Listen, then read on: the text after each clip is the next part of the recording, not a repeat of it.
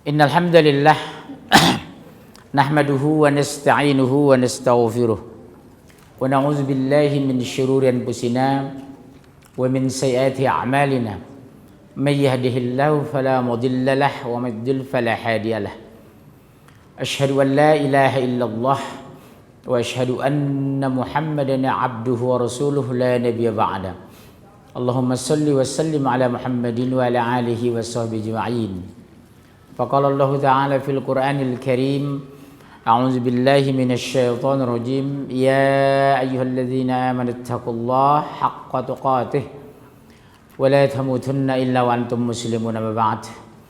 Fa inna asdaqal hadithi kitabullah wa khairal hadi hadi Muhammadin sallallahu alaihi wasallam wa syarrul umuri muhdatsatuha wa kullu muhdatsatin bid'ah wa kullu bid'atin dhalalah wa kullu dhalatin finnar. Assalamualaikum warahmatullahi wabarakatuh. Alhamdulillah, kita bersyukur dalam kajian rutin. Selamat datang di ruang bebas gosip dan fitnah. Mudah-mudahan kita mengkaji Al-Quran ini sungguh-sungguh. Kalau kita sungguh-sungguh, diberikan 4 keuntungan. Yang pertama, diberikan ketenangan jiwa. Yang kedua, diberikan jalan keluar ketika dapat masalah. Yang ketiga, diberikan rezeki dari pintu yang tidak disangka-sangka. Keuntungan di akhirat ada 2. Pertama, bertemu dengan Allah.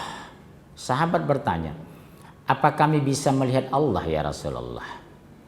Jawab Rasulullah, ketika siang hari matahari terbit, cerah, tidak ada awan yang menutupinya, apakah kamu bisa melihat matahari?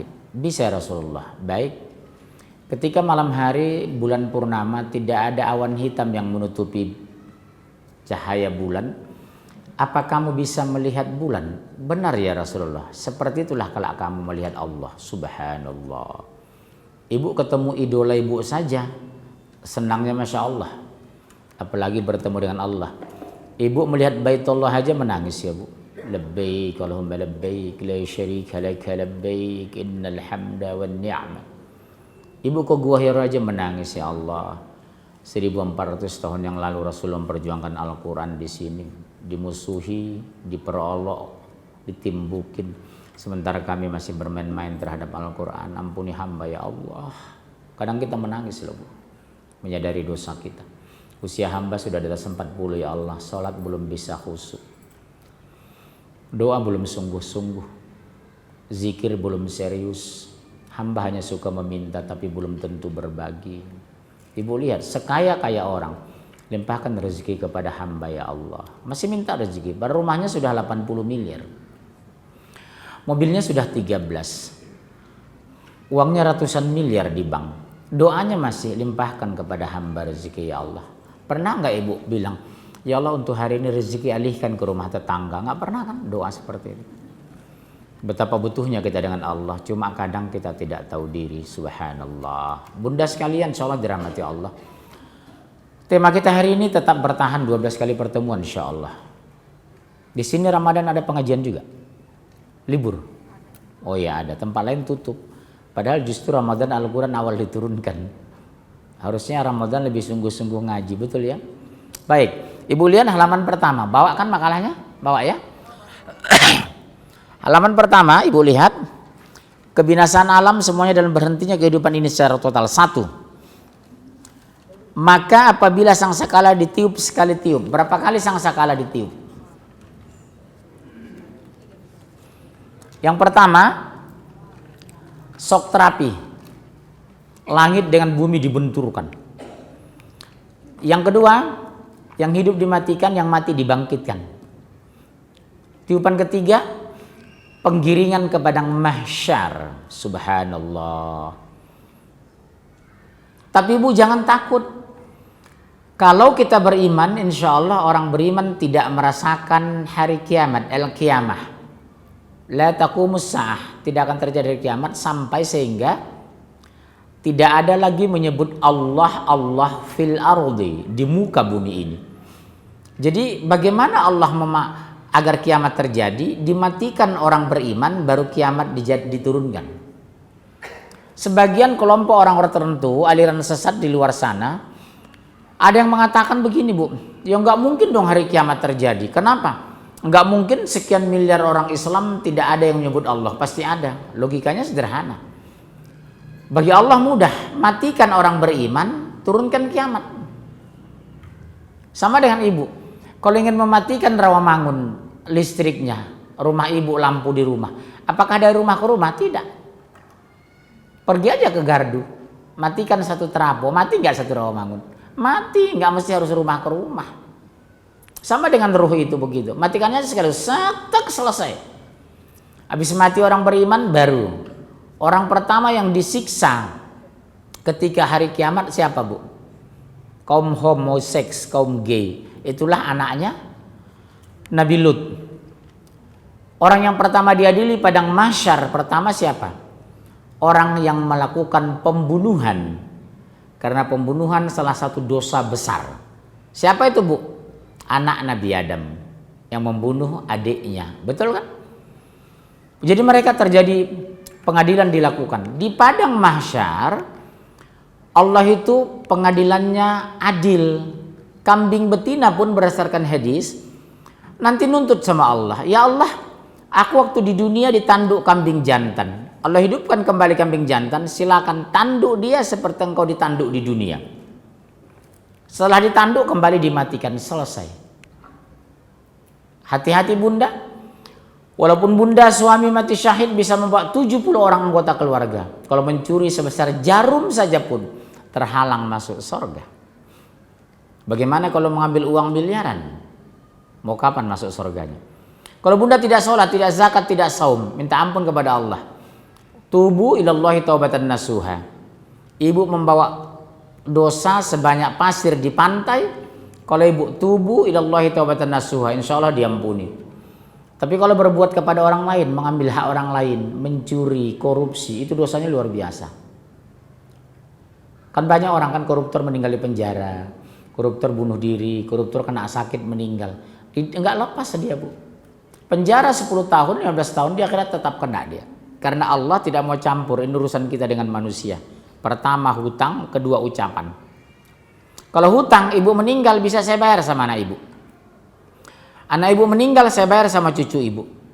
Cucu meninggal saya bayar sama cicit ibu. Tapi kalau ibu sakit hati terhadap saya, bagaimana? Harus saya minta maaf loh.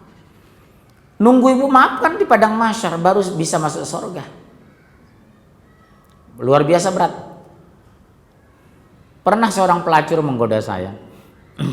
Om yang manggil laki-laki om mereka, bukan om Santi om, bukan ya.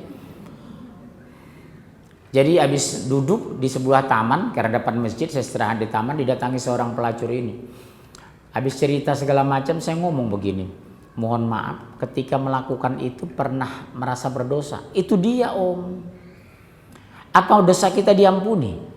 Saya bilang sebanyak pasir di pantai, kalau kita sungguh-sungguh berdoa, bertobat, insya Allah diampuni.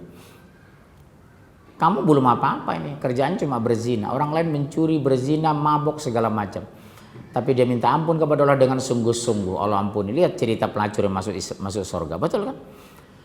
Pulang ke kampung ditolak sama orang, ke rumah tetangga dia tidak diterima, ke rumah orang tua dia dihujat. Ternyata ada skenario dari Allah, digiring dia ke masjid. Sampai di masjid dia menangis minta ampun. Setelah itu meninggal surga. Makanya kita tidak boleh melecehkan orang lain. Boleh jadi 20 tahun melacur, tahun ke-21 dia tobat, habis tobat seminggu dia meninggal. Subhanallah. Jadi nggak boleh ya bun. Ibu lihat orang tidak berhijab nggak boleh dihujat, nggak boleh dilejekin, tapi didekatin. Mbak mohon maaf, suami Mbak jam berapa berangkat ke kantor besok? Jam 7.30. Mau nggak jam 9 ke rumah saya? Ada apa? Pokoknya ke rumah deh. Ibu siapkan sana lontong Medan, pakai tauco segala macam kan. Udah dikasih makan, jangan lontong Padang, lontong Medan aja. Ada endoke satu, udah habis makan dia ngomong, Mbak jangan tersinggung ya Mbak. Jilbab saya ada 117 itu. Mbak pilih 7 mana yang paling bagus. Meskipun ibu deg-degan, jangan-jangan yang mahal, si sesa kan gitu kan. Mana si sesa ini ada? Kenapa? Jangan-jangan diambil. Nggak apa-apa, makin mahal diambil ibu makin ikhlas, pahala makin besar kan. Diambil 7, Mbak, pakai dong. Sudah dipakai hijab, bawa ke depan cermin. Subhanallah, cantik sekali berwibawa loh Mbak. Pakai ya, kasih 7. Sejak dia berhijab sampai meninggal dan diajarkan hijab pada anaknya, ibu sudah meninggal, pahala mengalir tanpa henti. Subhanallah. Jadi jangan kita mengecam orang, karena berdasarkan hadis Rasulullah, ada tampilan orang sepertinya ahli neraka, sebenarnya ahli sorga kata Rasulullah. Ada orang penampilannya seperti ahli sorga, sebenarnya dia itu ahli neraka. Makanya ada ulama yang masuk neraka, pintar tapi sombong. Ya, populer, akhirnya pakai tarif. Banyak kan ustadz pakai tarif. Seperti kemarin kan minta 10 juta. Ditawar 8,5 juta. Harus transfer dulu. Dia jual ayat Allah dengan otaknya. Mau jadi apa dia di padang mahsyar ini? Nah, ustadz itu masuk di otak saya, karena kalau ke daerah saya laporan sama saya. Kemarin baru di kantor. 10 juta minta, padahal di Jakarta. Nego-nego 8,5. Saya mikir, apa beda ustadz dengan pelacur ya? Sama-sama tarif, sama-sama nego. Enggak ada beda tipis kan pelacur sama ustadz ini. Dan itu hampir semua mereka yang populer itu seperti itu. Dan saya pun termasuk ditanya seperti itu. Kalau ada perusahaan asing ke luar negeri saya diundang, Bu. Pak, tarif Bapak berapa? Astagfirullah. Diundang perusahaan asing saya Kalimantan, tarif Bapak berapa? Kok nanya seperti ini, saya bilang. Tadi kita undang Ustadz Anu minta 40 juta. Pesawat harus Garuda, hotel bintang 5. Ustadz Anu minta 20 juta, pesawat Garuda, hotel bintang 5. Tiket untuk 3 orang, 1 istri, 1 ajudan. Kayak ini mafia ganja ya. Kok Ustadz kayak mafia di Italia gitu, kayak mafia kokain, ada ajudan. Giliran saya berapa Pak? Saya tidak pernah bicara uang menjelang ceramah, saya bilang. Tapi ketika saya habis ceramah Bapak kasih 1 Innova, saya tidak tolak, namanya hadiah. Namanya hadiah kan? Iya itu kan dikasih. Zaman Rasulullah terjadi Bu. Sahabat sedang berjalan lewat suatu desa, di stop sama orang desa. Pak mohon maaf katanya. Kepala desa kami udah lama sakit. Segala dukun, segala itu tidak sembuh. Sahabat ini membacakan Al-Fatihah sekali. Dioles, sembuh. Ibu tahu nggak dikasih hadiah? 40 ekor kambing. Sampailah kabar ini kepada Rasulullah. Rasulullah ceritanya begini-begini. Rasulullah nggak marah. Namanya hadiah. Yang tidak boleh bicara angka sebelum acara. Tapi kalau sudah acara, Pak Munjir, suami saya pengusaha, kemarin menang tender 280 miliar. Nanti Bapak sore dengan suami ke showroom Alphard boleh nggak? Saya nggak tolak, meskipun lihat showroom doang nggak dibeliin ya. Namanya hadiah, hibah, betul kan? Tapi ketika meminta 1 rupiah pun, oh mengerikan resikonya Bu. Dan itu terjadi di Indonesia sekarang. Salah satu ustadz yang terkenal itu ke Medan, saya tanya 40 juta. Kalau ada masjid sekitar minta malamnya, nego lagi, tambah lagi. Subhanallah. Padahal ketika mereka meninggal, semua tinggal. Lihat Ujai meninggal, semua tinggal kan? Alphard, Fortune, Innova, rumah. Setahun, seminggu setelah kematiannya, semua terbakar, habis menjadi 0. Betul ya Bunda? Apa yang kita cari hari ini? Makanya saya kasihan lihat kawan-kawan saya ustadz yang pakai tarif itu. Nauzubillah. Ya. Cuma kadang penyakit juga Bu, saya korban. Mentang-mentang kita ikhlas ala kadarnya. Uang numpuk mereka ambil. Pekanbaru setahun 3 ke 4 kali. 5 hari kasih ala kadarnya. Kalau saya hitung 1 hari cuma 150-200 ribu sehari. Bayangkan dari pagi sampai sore malam 10 malam 3 kali sehari. Tiba-tiba Allah takdirkan Bu.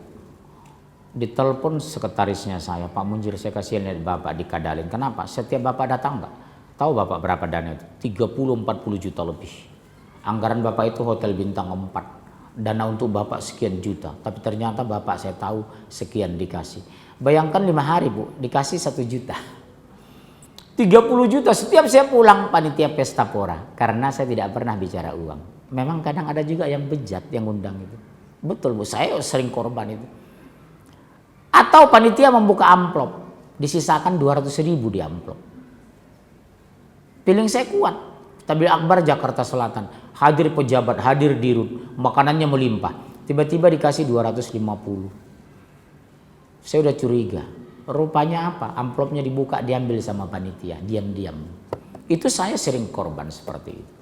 Tapi bagi saya nikmat. Toh juga saya tidak pernah ngutang beras kok.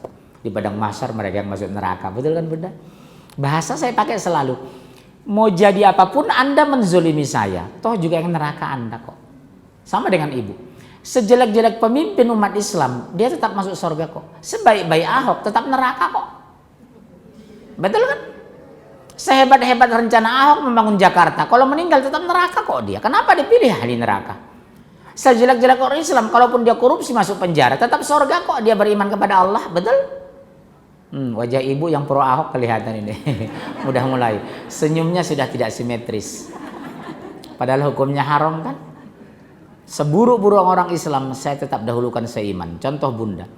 Kalau ibu meninggal sakit 10 hari koma, yang nungguin tetangga, teman pengajian, memandikan, membersihkan kotoran selama 20 hari koma di rumah sakit. Hari ke-12 ibu meninggal. Yang dapat warisan tetangga atau anak? Tetap anak kok. Sama dengan negeri ini. Seburuk-buruk orang Islam tetap dia kita angkat pemimpin. Karena dia masih sholat. Dia masih beriman kepada Allah. Dia tidak murtad. Seburuk-buruk anak ibu, durhaka segala macam. Meninggal ibu tetap dia dapat warisan kok. Bukan tetangga yang ngurus ibu sampai meninggal. Betul? Logikanya begitu. Enak kan diterima? Cuma banyak orang yang budek. Berhijab, baca Quran, sholat tidak tinggal, masih memilih orang kafir. Kira-kira budek nggak? Dia tinggalkan Quran membela orang kafir. Padahal kalau kafir naik, dia nggak jadi apa-apa kok. Jadi menteri nggak dia kalau gubernur Ahok? Nggak kan? Kok bisa-bisa orang berhijab bela dia? Oh teman Ahok kemarin saya lihat, selfie. Saya enak. Kalau orang Medan bilang kayak kutil babi ku tengok itu katanya. Subhanallah. Betul ya bun? Aneh, tolong SMS. Sebelum tanggal 15 ibu berjibaku jihad bagi kita. Bujuk saudara yang sudah simpati sama mereka. Bilang, seburuk-buruk muslim kalau meninggal pasti surga. Sebaik-baik Ahok meninggal pasti neraka. Kenapa kita orang dipimpin sama ahli neraka? Bodoh enggak? Kenapa mau dipimpin sama musuh Allah? Bodoh enggak? Bodoh enggak? Aneh kan? Itulah orang Indonesia. Saya mau pindah sebenarnya ini bu. Bosan saya. Subhanallah. Selamat tinggal Rawamangun. Babut taubah. 1. Maka apabila sangkakala ditiup sekali tiup, dan diangkatlah bumi dan gunung-gunung lalu dibenturkan keduanya sekali bentur. Subhanallah. Bunda bayangkan gunung dibelah Allah di Garut saja pun yang meninggal 41 orang, yang hilang puluhan. Ini berapa miliar kilometer sampai hari ini tidak ada orang ahli, para saintis mengetahui berapa luas langit. Ibu sudah tahu dari suami, meskipun suami ibu S2 dari Jerman, tahu nggak? Berapa miliar kilometer langit ini? Itu dibelah oleh Allah supaya apa? Supaya lemah. Kalau gelas ibu di rumah retak, gampang pecah nggak? Seperti itulah langit. Dibelah Allah langit supaya gampang pecah, baru diadu dengan bumi. Ibu dan insya Allah kita nggak merasakan itu. Kalau kita beriman. Kalau tidak beriman, yang merasakan siapa? Orang-orang Yahudi, Nasrani, kafir, munafik itu. Yang membela beliau itu. Ahok. Pakai kol-kolah lagi. Ahoker. Saya enak aja lihat mereka itu bu. Lawang kami aja orang Batak baru kemarin masuk Islam. Nenek moyang kami kafir, Kristen, pendeta di Tapanuli. Kok bisa serius membela Islam? Kok mereka keturunan orang Sunda, keturunan orang Padang, Sapi Ma'arif, keturunan kiai seperti Nusron Wahid, all out membela kafir. Memangnya kalau Ahok jadi gubernur membela dia? Enggak bu, enggak, boten. Lihat Donald Trump, Donald Bebek itu. Menolak, ya maaf ya, menolak orang dari 7 negara Islam. Betul kan? Seandainya orang Indonesia melakukan itu, habis kita dibully dunia. Dikatakan pelanggar HAM berat segala macam. Tapi karena negara kafir, Donaldnya kafir, tidak diributin. Siapa saja yang melakukannya kalau Islam pasti dihantam. Lihat, kalimat syahadat di bendera, ditangkap. Tapi selain di bendera merah putih nggak apa-apa. Zaskia Gotik menghina Pancasila, dia maafkan. Habib Rizik hanya membeberkan Pancasila, malah ditahan. Semua bulu boleh tumbuh di badan, asal jangan di jenggot, asal jangan di dagu. Kalau di dagu pasti Islam musuhi. Target mereka bukan FPI, apa bu? Islam. Target mereka bukan Habib, ulama. Lihat kemarin, mereka perolok ke Haji Ma'ruf Amin di pengadilan. Harusnya umat Islam marah ini, harusnya umat Islam bangkit, harusnya umat Islam berkompak. Ulama itu apa, Bu? Pewaris Nabi. Yang menghina ulama sama dan menghina Nabi, yang menghina Nabi sama dan menghina Allah. Ini luar biasa di pengadilan kemarin. Saya menangis itu, Bu. Ulama dipermainkan di Indonesia ini. Udah zaman seperti zaman PKI ini. Rasain mereka nanti. Kalau kita kompak, satu kali ulama melawan fatwa, jihad, habis mereka. Ibu siap? Ibu di mana? Logistik. Bikin nasi bungkus, bikin mie goreng, mie godok, mie Aceh, mie Medan. Siapin ke sana. Subhanallah. Siap ya? Lihat ini, ulama dia udah perolok. Asal jangan bikin karedok, sakit perut nanti. Maaf, maka pada hari itu terjadilah hari kiamat dan terbelah langit. Ibu lihat, terbelah langit itu. Karena itu pada hari itu langit menjadi lemah. Kenapa dilemahkan? Karena akan dibenturkan. Dengan apa? Dengan bumi. Dan malaikat-malaikat berada di penjuru-penjuru langit. Dan pada hari itu 8 malaikat menjunjung aras Tuhanmu di atas kepala mereka. Ibu tahu nggak satu sayap malaikat itu? Dari utara ke selatan, dari timur ke barat. Sampai Rasulullah mengatakan, seandainya malaikat Jibril diturunkan ke muka bumi dengan wajah aslinya, niscaya kita penduduk bumi tidak bisa lagi menyaksikan dan merasakan sinar matahari. Sama dengan penduduk neraka. Seandainya Allah turunkan penduduk neraka ke muka bumi ini, kata Rasulullah, niscaya mati semua makhluk di muka bumi. Saking busuk dan baunya penghuni neraka itu. Analoginya gampang, Bu. Pernah nggak tikus busuk di rumah Ibu? Seekor yang beratnya cuma setengah kilo paling berat. Pingsan nggak kita itu? Busuknya baunya itu. Apalagi penghuni neraka. Bangkai makhluk di muka bumi yang paling bau apa, Bu? Manusia. Karedok masuk, karedok, pecel lele, sate padang dimakan, sate Madura dimakan. Kalau kuda lahir sampai meninggal dia rumput, nggak bau kan kotoran kuda itu, malah jadi pupuk. Kelinci dia cuma rumput, wortel. Makanya saya melihara wortel, mau melihara kelinci, Bu. Karena sayangnya anak saya sama kelinci, ada rendang dia kasih, ada ayam goreng dia, meninggal kelincinya saya itu. Ya karena sayangnya, manja di rumah saya kelinci 2 ekor, Bu, sampai gede-gede. Anak saya kan masih kecil, umur 5 tahun. Asal makan rendang disuruh kasih sama ini. Kelincinya nggak tahu diri, apa yang kasih dimakan gitu. Harusnya kan dibilang nggak mau gitu, kan bisa ya. Kasih rendang dimakan, ayam goreng dimakan. Akhirnya meninggal.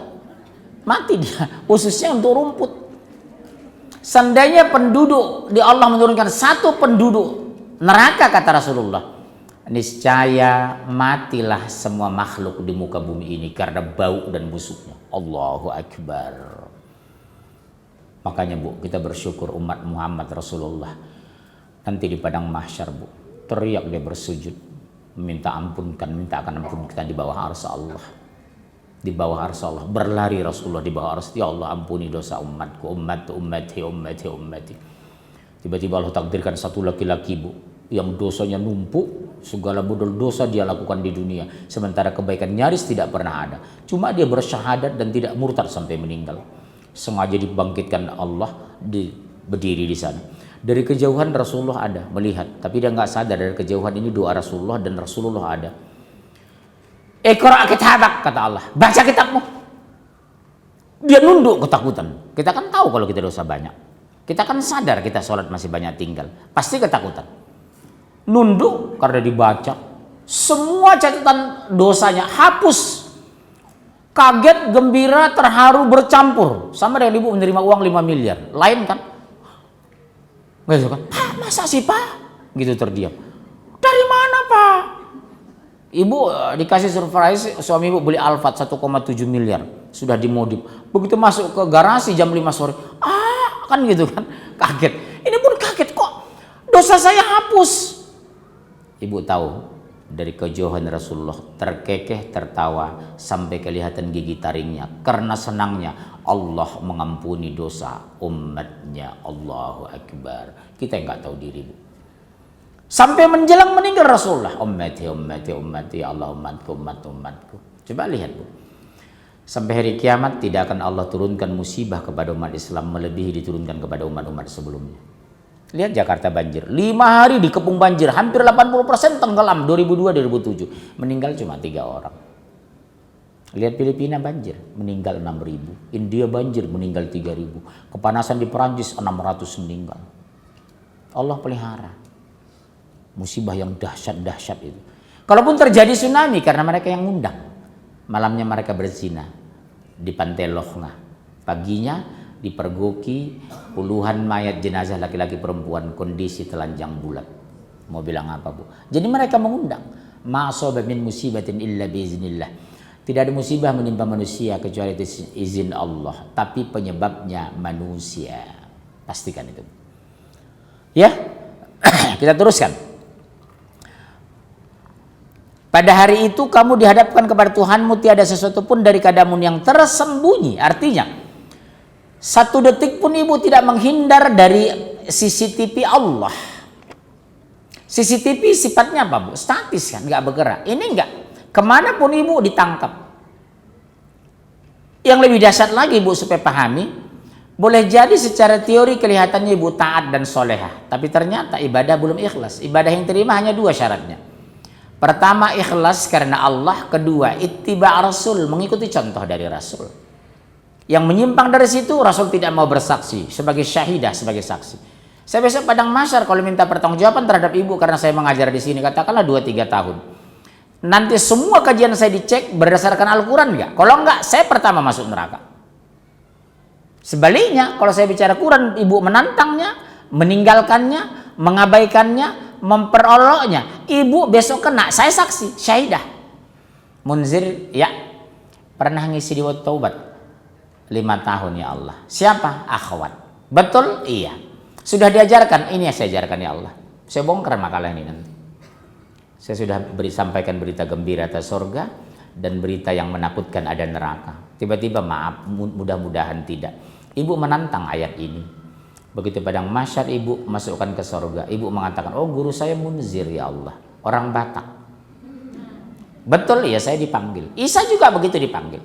Diperintahkan orang kafir di padang mahsyar masuk neraka, nggak mau, nggak mau. Kami sudah beriman kepada Yesus sebagai Tuhan. Kami bernubuat atas namanya. Allah Maha Adil, Bu, subhanallah. Buka Al-Quran, surat 5, surat 16 sampai 118. Ini nanti kisah nyata ini. Surat 5 Al-Maidah ayat 116 sampai 118. Langsung baca Bunda. Pakai mic, ada mic di situ? Ya. Siapa yang megang mic, Bu? Mas, ada mic enggak? Oh iya, baca Bunda. Ibu orang Padang, bukan? Oh Sunda ya, wajah mirip orang Bukit Tinggi beliau. Iya, ayat 116. Iya, 116 sampai 118. 116 mulai. Apa kata? Dan ingatlah ketika Allah berfirman, Hai Isa putra Maryam, adakah kamu mengatakan kepada manusia, jadikanlah aku dan ibuku 2 orang Tuhan selain Allah? Isa menjawab, Maha suci Engkau, tidaklah patut bagiku mengatakan apa yang bukan hakku. Coba lihat, Bu. Mengatakan. Iya, Maha suci, nggak mungkin aku mengatakan bukan. Kalaupun aku mengatakannya, pasti engkau tahu. Sama dengan saya besok. Ibu tuduh saya mengajarkan aliran sesat misalnya. Ibu menisbatkan, menjatuhkan, ini ajaran Munzir dulu waktu di dunia. Tuh direvisi, lihat catatan. Seperti ayat kemarin kan, rusaknya umat Islam karena apa, Bu? Budaya nenek moyang, betul? Kedua apa? Ikut kebanyakan. Yang ketiga, ikut oknum ustadz atau kiai yang menyimpang. Ibu tidak korektif. Ibu tidak sensitif. Kalau saya berguru tidak, setiap ada ajaran dari guru saya tanya, Ustadz mana hadisnya, nomor berapa hadisnya? Bukhari, Muslim, Tirmizi, Abu Daud, An-Nasai. Kalau Al-Quran, dalilnya mana Ustadz? Seperti itulah orang Nasrani nanti. Oh kami sudah bertuhan kepada Yesus. Oh apa kata Isa? Aku tidak pernah mengaku sebagai Tuhan. Itu di versi Injil di Matius. Aku tidak mengenal mereka, mereka sudah membuat kejahatan di muka bumi ini. Sekarang enyah kamu dari dapur. Pai dari siko jan tagak lagi siko kecil. Itu orang awak tuh. Ngerti nggak itu, Ibu? Yang Padang ngerti. Saya sendiri orang Batak ngerti kok. Betul, kok. Di Injil ada Matius. Di Al-Quran ada Al-Maidah. Aku tidak mengenal mereka, kata Isa di padang mahsyar. Ini versi Injil loh, Bu, Bible. Mereka sudah berbuat kejahatan. Apa kejahatan mereka? Sudah mempertuhankan aku. Padahal Isa masih hanyalah seorang rasul. Sama dengan bunda besok. Semua ustadz-ustadz mengajar bunda. Semua dikoreksi. Benar nggak? Sudah kami benar baru. Kalau nggak, kami yang pertama masuk neraka. Baru ibu nyusul. Jadi kapling kita bersebelahan gitu kalau sendiri. Nauzubillah, Bu. Betul ya? Makanya saya nggak main-main bicara ini, Bu. Selalu katakan ini dalilnya, ini hadisnya. Kalau nggak habis, saya yang pertama masuk neraka nanti. Dalilnya, ibu lihat, tidak bisa saling menolong nafsi-nafsi. Buka Al-Quran, surat 31 ayat 33. Ayat itu cukup sementara. Surat 31 ayat 33. Tolong sampaikan ayat ini sama suami ibu, supaya suami nyampaikan sama anak-anak. Surat 31 ayat 33. Surat Luqman. Ya, ketemu Bun? 31 ayat 33. Yang udah ketemu silakan. Ya, wahai manusia. Terus Bun? Hai manusia, bertakwalah kepada Tuhanmu. Disuruh apa Bu kita? Ittaqullah kan? Kenapa kita bertakwa kepada Allah? Kenapa? Khalaqakum, dia yang menciptakan kamu. Tsumma razaqakum, kemudian berikan kamu rezeki. Wajar dong kita patuh, betul Bunda? Ibu wajib patuh nggak sama suami? Wajib. Pertama, ibu ikhlas menikahinya. Yang kedua, dia ikhlas menafkahi ibu. Yang ketiga, dia bertanggung jawab di padang mahsyar. Wajar dong ibu patuh sama suami. Ibu tahu nggak? 3 penyebab wanita masuk neraka. Sudah catat? 1, dengan mulut dia bergunjing, dengan kemaluan dia berzina. Yang ketiga, tidak berterima kasih atas nafkah yang diberikan suami kepadanya. Jadi ibu yang suka ngomel, pendapatan suami rendah, suami lost job, ibu marah, pendapatan turun, ibu ngambek. Demi Allah, ini salah satu penyebab ibu masuk neraka. Syukurilah. Rezeki itu persoalannya bukan banyak, tapi berkah dan disyukuri. Berkah itu muncul karena ada syukur. Betul ya, Bud? Tidak mungkin kita diberkahi kalau kita tidak bersyukur. Orang yang tidak bersyukur itulah gelisah. Suka membanding, bukan suka bersyukur. Syukuri Bu, meskipun gaji suami Bu cuma 30 juta sebulan. Syukuri dulu. 30 kecil lah untuk ukuran ibu barangkali. Karena jamaah saya di sana ada gajinya per hari 1 miliar. Ada yang 2 miliar per bulan di Jakarta Selatan. Benar Bu. Kadang mereka satu hari dapat 3 miliar mereka. Untung bersih. Tapi nggak usah kita banding ke sana. Potensi stres muncul ada 2 Bunda. 1, suka membanding nikmat. Yang kedua, suka memaksakan kehendak. Itulah potensi stres itu. Rumah ibu 2 miliar, Pondok Indah 20 miliar. Ibu meninggal pulangnya. Karena apa? Membanding, stres, darah naik, pecah pembuluh darah, meninggal. Akibat apa? Bukan bersyukur tapi membanding. Dunia lihat ke bawah. Ya, akhirat lihat ke atas. Ya Allah, di pesantren orang 6 tahun habis Quran. Sementara saya sudah 48 tahun boro-boro habis. Alif ba ta ta ta sa, alif ba ta ta sa sa sa sa. Ya, ini yang harus kita usahakan. Betul? Jujur. Siapa yang 1 hari belum bisa 1 juz minimal, angkat tangan. Yang belum bisa. Mulai nanti dilatih ya Bunda. Habis zuhur 2 lembar, habis isya 2, habis maghrib 2, habis subuh 2, habis asar 2, persis 1 juz. 2 lembar itu cuma 10 menit. Insya Allah bisa. Insya wajah Bunda lebih cerah, lebih indah. Di padang mahsyar nanti bercahaya karena selalu dekat dengan Quran. Fala khaufun 'alaihim wa la hum yahzanun. Tidak ada kekhawatiran bagi mereka dan mereka tidak bersedih hati. Kenapa? Dipelihara oleh Allah. Ibu mau dipelihara Allah. Ibu mau Allah dekat dengan ibu. Insya Allah dekati Al-Quran. Tadabbur Al-Quran. Suka berzikir. Banyak mikir, sensitif terhadap orang lain. Itu pintu-pintu surga. Udah cukup? Dah, kita teruskan. Surat 31, 33. Terus Bun. Dan takutilah suatu hari yang pada hari itu seorang bapa tidak dapat menolong anak. Oh, Allahu Akbar. Tolong sampaikan ayat ini sama suami ibu, biar suami yang ngomong langsung sama anak. Karena mereka oknum yang disebut dalam Quran. Bapak tidak bisa menolong anaknya. Demi Allah ya nak, sholat kamu ya nak di sekolah. Demi Allah papamu tidak bisa menolongmu besok di padang mahsyar nak. Di dunia bisa kita berkasih sayang, tapi demi Allah nak, ayah tidak bisa nolong kamu nak. Ibu sampaikan ini sama suami ibu, biar suami yang langsung ngomong sama anak. Ini dalil soalnya. Nggak bisa nak nanti. Subhanallah bunda, wa ummihi wa abi wa sahib, dipisahkan dari ibu dan ayahnya, betul kan? Wa ummihi wa abi, dipisahkan dari ibu dan ayah kita nanti. Nafsi loh bun. Jadi kondisi seburuk apapun suami ibu di rumah tidak sholat, tugas ibu hanya 3. Tunjukkan ibu wanita yang solehah, hormati dia meskipun seperti apa suami ibu. Yang kedua, tugas ibu doakan dengan sungguh-sungguh. Yang ketiga, tawakal. Tunjuki suami hamba ya Allah, lembutkan hatinya untuk selalu tunduk dan patuh kepadamu. 30 tahun hamba mendampingi suami hamba ya Allah, belum bisa jadi panutan di rumah ini ya Allah, lembutkan hatinya. Bagaimana Pak kalau saya nggak kuat? Minta cerai, saya bilang. Seperti Rasulullah kan begitu.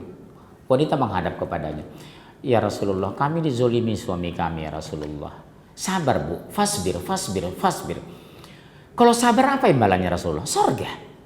Kalau nggak sabar, ajukan gugat, cerai. Ambil aja dulu deposito baru cerai, kan gitu kan. Jamaah saya di Cibubur begitu bu, kaya raya luar biasa. Suaminya orang Jogja Kejawen, dia orang Sunda taat. Setiap mau sembelih kambing, akikah anaknya 3. Apa kata mertuanya? Kok pakai nyembelih kambing segala, sampai monyong cangkemnya gitu. Dia curhat menangis sama saya, Pak tolong saya nggak kuat Pak. Kenapa? Suami saya seperti ini, dia anak mama. Bahkan saya harus meninggalkan syariat demi menghormati suami saya nggak kuat Pak. Ibu sabar nggak? Saya bilang, kalau sabar kenapa Pak? Surga. Nggak kuat Pak. Udah ajukan cerai. Mungkin ibu lebih nyaman mengikut syariat Allah. Ibu mau pilih Allah atau pilih suami? Pilih Allah Pak. Subhanallah bu, betul-betul ibu ini berhati baja demi Islam. Berapa bulan kemudian dia telepon, Pak saya sudah bercerai. Saya tinggal di rumah kecil sekarang bersama anak saya, tapi saya lebih bahagia dibandingkan bersama suami saya. Subhanallah bunda, Allahu Akbar. Kawan saya juga begitu. Istrinya orang Surabaya paling kaya, tapi nggak mau berhijab. Dikasih waktu 3 bulan, Ustadz soalnya. Aneh kasih ente 3 bulan untuk merubah sikap, melembutkan hati, saya doakan katanya. Bulan ketiga enggak juga, langsung talak 3. Lebih bagus aku meninggalkanmu daripada aku ditinggalkan Allah, katanya. Itulah suami yang bagus itu. Bukan malah menyuruh istrinya tidak berhijab. Ibu banyak kasus di sini. Suami ibu nggak suka pengajian, betul. Dan nggak suka ibu berhijab syar'i karena katanya nggak ada bentuk. Silakan berbentuk, tapi di rumah, jangan di luar. Karena yang membayar ibu itu suami. Bodoh suami itu kan. Bentuk tubuh istrinya dinikmati orang lain, padahal yang membeli dia. Ibu beli durian yang diambil orang-orang yang makan. Siapa yang rugi? Bodoh kan suami seperti itu. Ibu mau pakai seseksi apapun silakan, tapi depan suami. Maaf, saya ekstrim loh ini. Ini sampaikan guru saya dari Madinah. Semakin merangsang ibu di depan suami ketika ibu di kamar, itu ibu makin besar pahalanya. Tapi sebaliknya, semakin ibu keluar rumah seperti karung, tidak berbentuk, semakin mulia ibu dalam pandangan Allah. Jadilah wanita karung ketika di luar dan semerangsang mungkin ketika depan suami. Itu pesan guru saya dari Madinah dulu. Subhanallah. Begitu keluar ibu harus kayak sarung. Sarung gak ada bentuk kan. Karena ibu sudah ada pemilik. Gak perlu ibu menarik perhatian orang lain. Karena ibu sudah diambil orang. Ibu sudah dibeli orang. Ibu sudah dicintai orang. Aneh kan wanita-wanita yang pakai rok sepan mengaku muslimin. Kok dia jual harga dirinya padahal yang membelinya suaminya. Anehnya suaminya ikhlas, istrinya menjual aurat kepada laki-laki lain. Allahu Akbar. Jadi ibu semakin seperti karung makin mulia. Jadilah wanita karung, bukan wanita akar atau wanita kardus. Betul? Itu pesan Ustadz saya dari Madinah dulu. Sampai sekarang berkesan saya. Ibu harus jadi karung katanya. Emangnya beras saya pikir waktu itu kan. Tapi sekarang saya hayati betul ya. Ketika ibu seperti karung, yang tumbuh dari kami menghormati bunda. Yang keluar dari kami menjaga bunda. Yang keluar dari kami memelihara bunda. Kalau sebagai wanita di luar diganggu orang berhijab, ada semangat saya untuk melindungi dan membela. Tapi maaf, jujur bunda. Tapi kalau saya lihat wanita pakai rok sepan yang tidak sopan, sedikit pun saya tidak tertarik membelanya ketika diganggu orang lain. Saya harus jujur itu bu. Nah biar aja lah. Hukum Allah aja saya hina, kamu hina. Bagaimana mungkin kamu saya muliakan? Prinsip saya sederhana hidup saya bu. Muliakanlah orang yang dimuliakan Allah. Hinakan orang yang menghina Allah. Makanya menyebut nama orang yang menghina Allah itu boleh seperti Sapi Ma'arif. Nurholis Majid, segala macam. Karena beliau sudah melecehkan Islam. Betul? Tapi kalau pejabat korupsi, nggak boleh namanya kita bongkar. Ustadz melakukan pelecehan seksual, nggak boleh kita bongkar. Kita menjaga harga dirinya. Tapi kalau ustadz melecehkan agama, merendahkan Al-Quran, menuduh Islam agama main-main, namanya boleh kita umbar depan umum. Agar orang tidak terpengaruh. Itu pesan guru saya dari Madinah dulu. Allah jor-joran kepada antum mengirim pahala kalau antum menyebut orang yang melecehkan Islam. Dia ngomong sama saya dulu. Subhanallah. Seperti Sapi Ma'arif. Katanya yang tidak membela Ahok, yang tidak pro Ahok tidak cerdas katanya. Yang cerdas cuma dia. Umur sudah 81 tahun. Berapa hari lagi meninggal mungkin ini. Wallahu a'lam ya. Bo, terus kita teruskan. Ayat itu, surat 31 33. Terus, Bun. Dan seorang anak tidak dapat pula menolong bapaknya sedikit pun gak bisa. Salat ya nak karena Allah, jangan karena mama ya nak. Suatu saat kamu mungkin S2 ke Jerman. Kalau kamu sudah terbiasa salat tanpa mama, di Jerman pun kamu tidak terpengaruh nak. Inna sholata tanha 'anil fahsyi wal munkar wal baghi. Sesungguhnya salat mencegah dari perbuatan keji dan mungkar loh nak. Kalau kamu terpelihara salat kamu tiap waktu, berangkat ke masjid, membaca Al-Quran kamu istiqomah, insya Allah di negeri apapun kamu akan dipelihara. Kasih nasihat yang utuh dengan lembut tanpa mengomeli anak. Demi Allah nak. Kalau kamu terbiasa tepat waktu sholat, nak. Ke Jerman pun kamu S2, S3-nya ke Swedia. Sehebat pun hantaman cobaan kamu di Swedia nanti, kamu tidak akan pernah goyang. Ponakan saya di Swedia, Bu. Di Jerman. Wanita, hijab. Sampai di Hamburg, dia dilecehkan orang. Menangis dia telepon kakak saya. Ma, nggak kuat, ma. Ditertawai orang mungkin karena saya berhijab. Salat istikharah ya nak. Kalau kamu nggak kuat kembali ke Jakarta. Kalau kuat udah. Dia salat di bandara itu minta 2 rakaat. Kuat alhamdulillah. Selesai S2. Sekarang di Swedia. Tanpa meninggalkan atribut-atribut. Subhanallah. Betul ya Bun ya? Kenapa kita dilindungi? Karena kita mendekati Allah. Allah Maha Pelindung. Kenapa kita tidak miskin? Karena Allah Maha Kaya. Diberikan kekayaan kepada kita. Ibu lihat ustadz-ustadz sunnah. Hampir nggak ada yang susah. Ustadz-ustadz yang komitmen bicara Quran, serius bicara hadis, saya belum temukan satu ustadz-ustadz sunnah yang miskin di Jakarta. Allah penuhi hidup dan keperluannya. Allah jamin. Ya ayyuhalladzina amanu in tansurullaha yansurukum wa yusabbit aqdamakum. Hai orang-orang beriman, jika membantu agama Allah, Allah akan mudahkan langkah-langkah kamu. Yakinlah Bu. Ibu jangan pernah malu dan gengsi berhijab syar'i. Ibu jangan malu ditertawai orang senang baca Quran. Ibu jangan gengsi ketika terlalu sering ke pengajian. Abaikan ucapan mereka. Kan sering begitu. Ibu berangkat, aduh bawa sorga deh. Aminkan aja, amin insya Allah. Jangan ditanggapin. Daripada lu bawa ketek, gak usah. Sabaran aja, amin insya Allah. Kan sering kan. Assalamualaikum, bawa sorga neng. Salam ya sama Allah. Dia kira ucapan tidak dicatat di padang mahsyar itu. Kawan teman saja pun haram mempermainkannya. Ini salam sama Allah ya. Memangnya Pak Leknya itu. Seenaknya mengucapkan menghina Allah. Sama dengan orang ngomong seperti, Allah sekarang boro-boro yang halal, yang haram aja susah. Allah tutupkan pintu-pintu langit keberkahan kepadanya. Karena dia ngomong, jangankan yang halal, yang haram aja susah. Allah tutup pintu langit keberkahan kepadanya. Karena ucapan mulutnya. Jadi Bu jangan dengarin. Assalamualaikum ya Bu. Oh, gak usah belagu banget lah. Sholat aja masuk neraka belum jamin masuk surga. Betul. Kami sholat belum dijamin masuk surga. Tapi yang gak sholat pasti neraka. Betul? Ibu jangan tanggapi. Bawa surga Bu, bawa surga. Amin insya Allah. Ini bawa ketek lo, gak usah. Diam aja. Menang cicing aja dia, cicing. Udah? Kedua, halaman 2 memasuki kehidupan akhirat. 1, Ibu lihat ini. Dan sesungguhnya kamu datang, maaf ya. Iya betul. Iya. Sesungguhnya kamu datang kepada kami sendiri-sendiri sebagaimana kami ciptakan pada mulanya. Bu, Bunda. Ibu lahir sendiri enggak? Meninggal sendiri enggak dikubur? Pertanggungjawaban sendiri enggak? Jadi masalah ilmu Al-Quran, al-ilm Quran, teknisi atau insinyur. Tapi maaf, ketika anak ibu gagal mempelajari Al-Quran dan jauh dari Quran, ibu dan bapaknya bertanggung jawab. Di satu kecamatan cukup 1 dokter spesialis kulit. Nggak mesti harus rame-rame jadi dokter. Tapi untuk memahami Al-Quran harus semua insan beragama Islam memahaminya. Karena memahami Al-Quran, mempelajari Al-Quran, hukumnya fardu dalam Islam. Fardhu. Jadi ibu tidak bisa mewakili suami. Ma, berangkat aja pengajian ma, nanti saya di rumah. Nggak bisa, Pak bilang. Harus masing-masing harus ngerti Al-Quran. Apalagi suami, dia sebagai apa? Rizal, kepala rumah tangga di rumah. Di Indonesia terbalik, yang rajin ngaji wanita, bapak-bapak di rumah. Kasihan saya lihat Indonesia, Bu. Padahal demi Allah dia bertanggung jawab terhadap anak dan istrinya. Ibu lihat ayat ini kan. Dan sesungguhnya kamu datang kepada kami sendiri-sendiri, sebagaimana kamu telah diciptakan pada mulanya. Lahir kita sendiri. Kembar sekalipun lahirnya satu-satu kok. Pernah nggak sekali dua keluar? Enggak.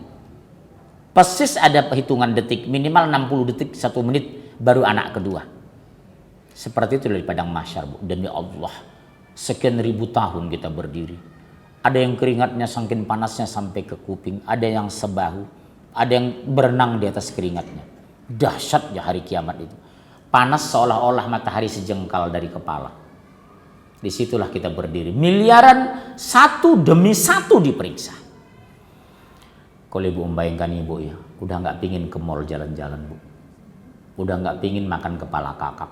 Nggak pingin beli hijab yang mahal-mahal. Satu demi satu, Bunda. Satu hari perhitungan kita, perhitungan Allah sama dengan 1000 tahun. Kalau 1000 tahun padang mahsyar kali 1000, 10.000 tahun kan berdiri. Tapi ada yang diuntungkan berita gembira dari Rasul, Bunda. Umat yang pertama diadili adalah umatku dari seluruh umat di muka bumi ini. Jadi yang pertama dipanggil giliran kita. Tapi umat Islam sejak Nabi Adam sampai Rasulullah sampai kiamat berapa miliar? Ibu panggilan ke 142 miliar 140 juta 421.304. Bu Sabariah dari Rawamangun. Iya, Bu, itu hadis sahih. Yang pertama diadili dari umatku. Aku umat yang terakhir, tapi umatku yang pertama diadili, kata Rasulullah. Kalau masuk neraka, neraka duluan. Sorga duluan. Nikmat. Makanya Bu Ibu, tolong pilih satu ibadah yang Ibu senangi. Satu, suka membaca Al-Quran. Setiap hari minimal 1 juz. Ibu bagi-bagi supaya jangan jenuh capek. 2 lembar per 1 sholat. 1 juz itu kan 10 lembar. Selesai, nggak ada alasan. Atau asar waktunya panjang, 2,5 jam sampai maghrib. Satu juz bisa Ibu baca itu. Waktu itu tidur tidak mungkin, nggak bagus. Ngerumpi tetangga belum keluar. Ngomong sama suami, semua suami masih di jalan. Anak-anak masih sekolah. Ngapain Ibu habis asar? Asar tengah 4. Sampai jam 4 Ibu baca Quran, dapat 4 lembar. Habis isya 2, 6. Habis zuhur nanti 2, 8. Habis subuh 2, 10. Tapi kalau habis isya sebaiknya izin sama suami ya, Bun. Pak, mau makan dulu atau mau istirahat dulu? Kenapa, Mak? Boleh nggak izin saya baca Quran ya? Papa duduk aja di sini tiduran, saya baca. Bapak dapat pahala insya Allah. Kalau Papa terlalu lelah, nggak apa-apa, saya yang baca, Papa yang menyimak ya, Pak. Cuma yang masalahnya ibu lebih pintar baca Quran dari suami. Apa yang mau disimak? Baca aja tidak bisa, betul. Ibu kondisikan seperti itu. Makanya Ibu ke depan ini tolong cari mantu itu betul-betul laki-laki yang soleh. Pastikan di rumah, di Mesir Bu, di Turki. Kalau ada melamar anak wanitanya, yang pertama tanya, "Are you Muslim?" "Yes, I'm Muslim." "Bisa Anda baca Quran?" "Yes." Langsung baca. "Anda bisa jadi imam?" "Ya." Dicoba langsung. Pertanyaan keempat baru muncul. Di mana Anda kerja? Berapa miliar Anda sanggup membayar mas kawin anak saya? Di Mesir itu yang besar, Bu. Di Turki itu besar, biasa 1-2 miliar biasa. Indonesia seperangkat alat sholat, 3 kali pakai udah kayak lalat. Jadi mas kawin bisa dijadikan sebagai modal kerja. Lost job mantu Ibu. Nah, mas kawin yang kamu kasihkan dulu 3 kg emas, emasnya mama simpan. Istrimu ikhlas kok, sementara jadi modal kerja. Boleh. Ini enggak Bu, pestanya GCC 4 miliar, mas kawinnya seperangkat alat sholat. Orang enak makan enak, sekian ribu tamu Ibu, giliran 3 tahun mantu Ibu lost job, bangkrut. Coba bikin 1 kilo. Jamaah saya sholatan itu 4 kilogram Bu, mas kawinnya. Dia jenderal.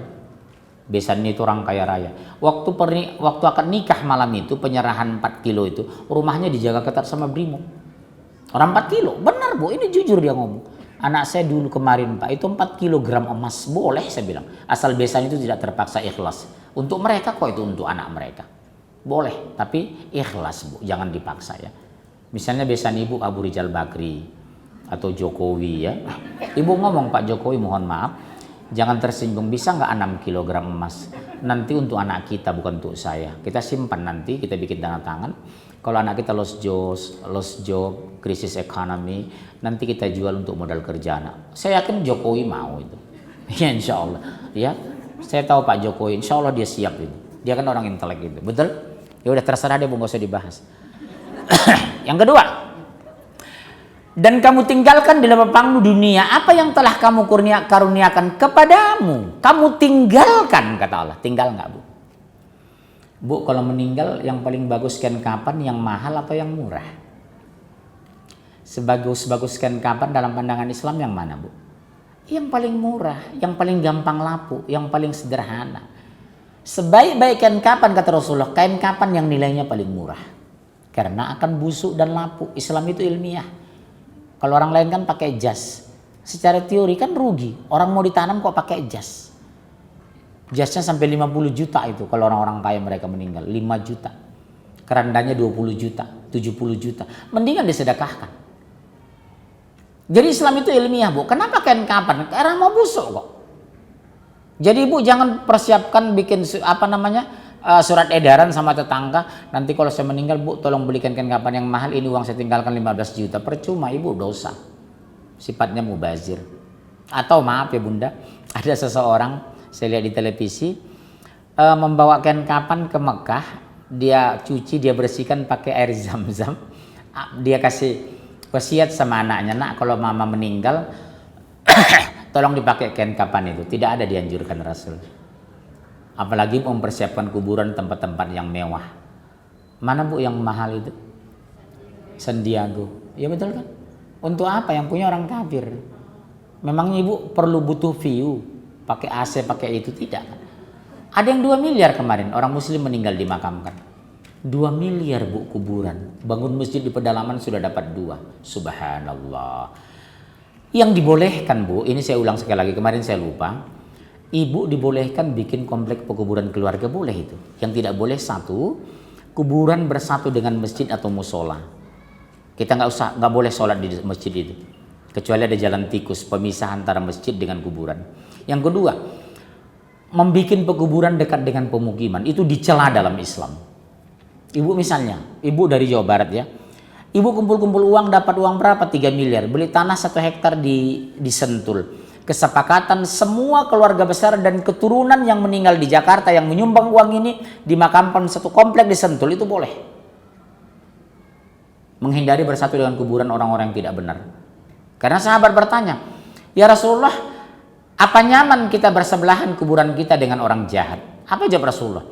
Ketika kamu di dunia, apa kamu nyaman bersebelahan dengan tetangga orang jahat? Tidak ya Rasulullah. Seperti itulah di makam itu. Makanya makam orang muslim dengan kafir tidak boleh berdekatan, berseberangan kayak di Kasabalangka itu. Jadi Ibu boleh punya uang, boleh. Ngomong sama papa kan uang banyak ya, beli aja 1 hektar Pak. Nanti keluarga papa semua yang meninggal di Jakarta dan keluarga mama yang meninggal di Jakarta, kita bikin satu komplek di Sentul. Bagus. Kalau Ibu menghindari dimakamkan di tempat orang yang tidak jelas ibadahnya. Bagus, boleh.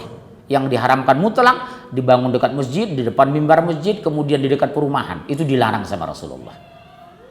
Jelas ya? Oke, kita teruskan. Sampai jam berapa? Jam 10 ya Bu? Apa yang telah kami karuniakan kepadamu, dan kami tiada melihat besertamu pemberi syafaat yang kamu anggap bahwa mereka itu sekutu Tuhan di antara kamu. Ibu mengerti nggak dalam tataran sekarang ini? Sekarang betul tidak ada Lata dan Uzza seperti zaman Rasulullah, mereka memuliakan patung, betul? Hati-hati anak Ibu, sudah memuliakan internet, mempertuhan pekerjaan, mempertuhan pimpinan, mempertuhankan uang, mempertuhankan dunia. Betul Lata Uzza sudah tidak sebut di Indonesia, tapi Tuhannya apa? Uang, pekerjaan, pimpinan. Takutnya kepada pimpinan melebihi takutnya kepada Allah. Terjadi sekarang kan Bu? Anak di depan internet, coba Ibu suruh sholat, ntar nanggung mah. Nak, tolong nak, sudah masuk maghrib kamu ke masjid, nanggung mah. Kira-kira nanggung nggak dimasukkan ke neraka orang seperti ini? Nggak nanggung, pas dia ke neraka itu. Waktu sholat dia doa kok. Inna sholati wa nusuki wa mahyaya wa mati lillahi rabbil alamin la syarikalah. Sesungguhnya hidupku, matiku, ibadahku hanya untuk Allah, tidak ada sekutu baginya. Kenapa di dunia ketika masuk azan komputer lebih penting daripada sholat? Internet lebih penting daripada baca Quran? Suami ibu ngomong, "Pak, besok ngaji dong, malam Ahad." "Nggak bisa, Ma, mau ngumpul dengan teman kantor." "Hari Ahad ngaji loh, Ma, yang ngisi Pak Munjir di Rawamangun, pengajian keluarga." "Nggak bisa, Ma, saya dengan pimpinan kantor." "Malam Senin, Pak." "Nggak bisa, Ma, kami mau ngumpul-ngumpul dengan teman kantor." Itu kan bahasa suami ibu sering. Begitu meninggal, bawa aja ke kantor, jangan bawa ke masjid. "Maaf ya, Pak, Papa nanti kalau meninggal, maaf jangan tersinggung. Jenazah Papa saya bawa ke kantor ya. Imam jenazah biar aja teman kantor, jangan ustadz. Waktu di dunia Papa nggak pernah mau kok kenalan sama ustadz. Papa tidak pernah bahagia dekat dengan ustadz. Kenapa waktu meninggal Papa mau manggil ustadz? Meskipun manggil itu mama sih gitu." Ibu jujur ngomong sama Papa, suami nanti, "Pak, umur Papa udah 50 tahun loh, Pak. Sholat Papa masih banyak tinggal. Jangan harap, jangankan sholat ke masjid, di rumah pun masih terlambat. Tolong ya, Pak. Nggak ada jaminan Papa hidup besok pagi loh." Ibu coba ceramah depan suami. Tapi lembut, Bu. Suami itu nggak suka yang keras. Karena dia berangkat dari logika. Besok padang mahsyar ada perhitungan tuh ibu ini. Ibu sungguh-sungguh sudah mengajak mendoakan suami ibu. Dapat pahala tambahan ibu. Kesabaran ibu menghadapi suami seperti ini. Jangan biasakan ibu membiarkan suami terlunta-lunta hidupnya. Pastikan, "Mas, enak loh Mas kalau kita gantian baca Quran Mas. Mas baca dulu." "Nggak bisa, saya ajari Mas. Nggak usah malu Mas." "Nggak apa-apa kok. Jangan kencang, nanti kedengaran tetangga nggak enak misalnya." Ibu bimbing suami, karena saya yakin bunda yang di depan saya hari ini jauh lebih solehah daripada suami ibu. Sepakat? Insya Allah saya yakin itu. Dari wajah ibu kan kelihatan kan, orang-orang tenang, sudah mulai bercahaya. Tapi suami ibu butek aja wajahnya. Kelihatan kurang iman itu, betul, dari wajah kelihatan. Coba wajah-wajah ibu itu. Kelihatan optimis, yakin. Ya insya Allah. Ibu doakan suami dengan sungguh-sungguh. Ya, yang kedua. Sungguh telah terputuslah pertalian antara kamu dan telah lenyap daripada kamu apa yang dahulu kamu anggap sebagai sekutunya. Sudah meninggal kemana Bu dimasukkan? Ke kubur kan? Ke kubur nggak Bunda? Ke kubur Bunda. 7 langkah terakhir meninggalkan kuburan, malaikat muncul. Man rabbuka. Muncullah laki-laki yang gagah dan ganteng. Jangan takut, aku dulu ibadah yang kamu lakukan. Subhanallah. Tapi begitu kafir, munafik menentang Allah, ditekan sampai 7 lapisan langit. Itu penjelasan di hadis tafsir Ibnu Katsir. Tapi begitu ibu beriman, muncul seseorang, jangan takut. Aku dulu ibadah yang kamu lakukan. Aku dulu Al-Quran yang kamu baca. Aku dulu yang berzikir kamu. Subhanallah. Makanya di mobil ibu kondisi seburu apapun berzikir. Subhanallah wa bihamdi. Subhanallah wa bihamdi. Kalau ibu melihat aneh-aneh, orang melawan anak suaminya, ibu jangan astagfirullah. Subhanallah. Ibu naik ke puncak. Apa? Allahu Akbar. Melakukan dosa sekecil apapun, astagfirullah. Rasulullah yang dijamin sorga, pertama masuk sorga, pembuka sorga yang pertama. Istighfar dalam satu hadis 100 kali, dalam hadis lain 70 kali. Tapi istighfar Rasulullah beda dengan istighfar kita. Rasul istighfar pakai hati. Kita hanya baru pakai cangkem. Ibu tahu cangkem? Mulut. Astagfirullah, astagfirullah. Astagfirullah. Subhanallah. Coba bertasbih itu pakai hati. Allahumma antas salam wa minkas salam. Tabarakta rabbana wa ta'ala ya dzal jalali wal ikram. Ilahi rabbi subhanallah, subhanallah, subhanallah. Jangan pakai tasbih itu, Bu. Jangan pakai koltok-koltok menghitung passenger yang ada di bandara, di Garuda. Pakai ini. 15 kali 2 30 tambah 3 33. Selesai. Besok diminta pertanggungjawaban. Mana dalilnya? Surah 24 ayat 24. Buka Al-Qur'an. Buka 24 ayat 24. An-Nur.